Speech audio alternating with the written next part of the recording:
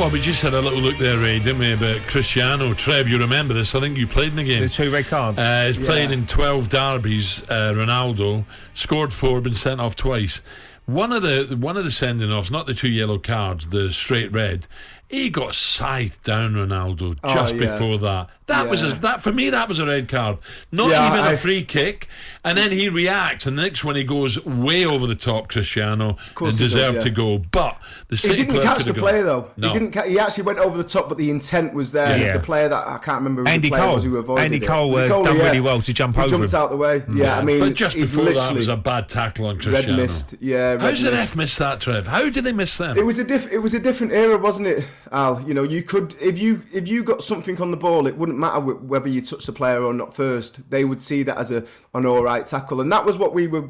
You know, you've played in it, you know, and Ray. If they got something on the ball, it didn't matter if they come through you first, and that's why I feel the football that we see now is much more improved because players, the talented players who are on the ball, who get you off your seats in the stadium, they're protected a little bit more now. Maybe too much, but they're protected more and they feel comfortable getting on the ball. But that was a terrible challenge on him initially, and you can understand why he reacted in that way. Did you try and wind him up, Trev, as a player? Yeah. Ronaldo? Not personally. No, you just do it to... As a group, you know, I remember... so the manager would say, target Ronaldo. Kevin Keegan, make sure... Listen, if you stand off him and let him, you know, get the ball under control and express himself, he's going to destroy you. So as the ball's on its way there, can you get close enough to make an initial challenge?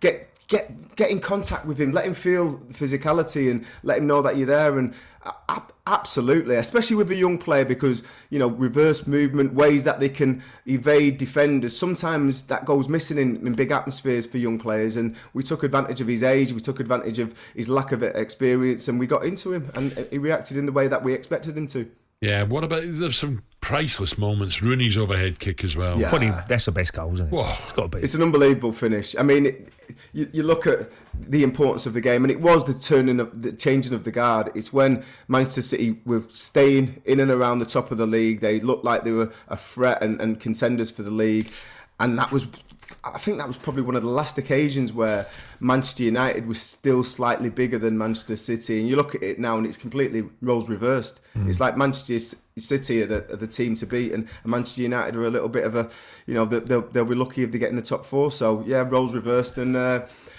this game has always had a lot of jeopardy for Manchester City, you know, over the last 10 years since Manchester City have been probably the dominant force in English football. Believe it or not, though, Alan and Trev, Guardiola's got not a great record, is he, Trev, against United? I think he's only won 2 of the last 6 games.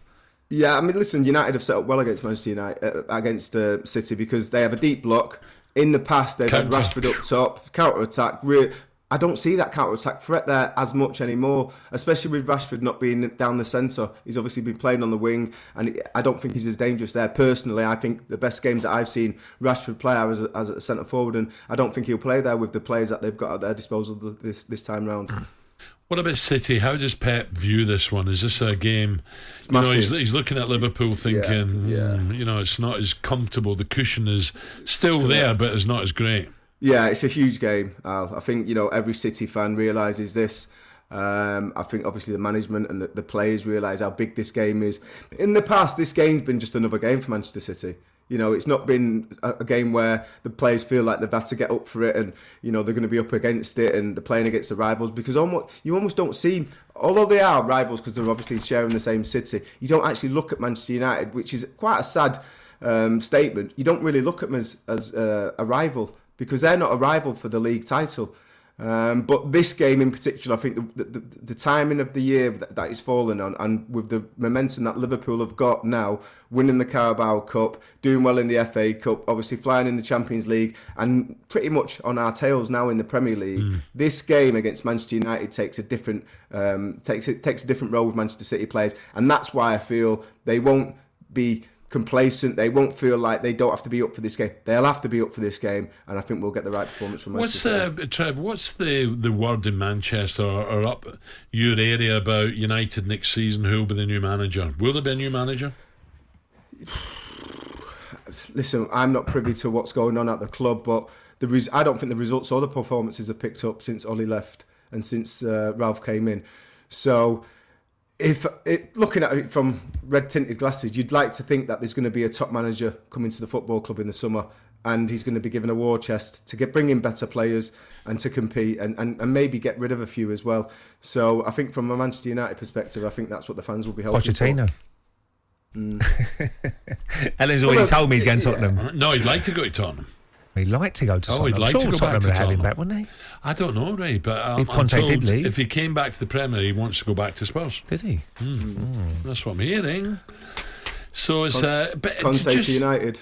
Just going back to Liverpool, they're going about it nicely, aren't they? Liverpool, Yeah. quiet. You know, Jurgen's not speaking. You know, he's not saying too much.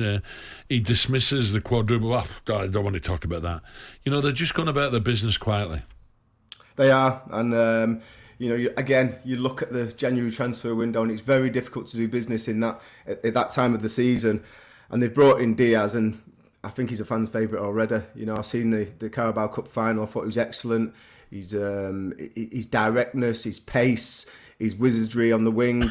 He cuts in on that right hand side, and it looks like it's a bit of a marquee move for him, where he looks like he's going on the outside. And if you show him too much, he will go on the outside. But if you let him come inside, he's got that little whip, a little bit like Coutinho. He's not quite got his accuracy 100% yet, but you can sense that's going to get closer, getting used to the new ball, getting used to his new environment. But he looks like he's brought a spring in the step, not just to himself, but to the rest of the players, because they think, you know what, if Mane's injured, it doesn't really matter now because we've got him. Jota's obviously been a great buy. So you've got a nice mixture now where you can change it up in that area. And actually, I think Liverpool have recruited really well all over the pitch. talkSPORT Breakfast with Alan Brazil. Thursday and Friday morning, 6 till 10. On AM, on DAB, via the talkSPORT app and on your smart speaker. talkSPORT.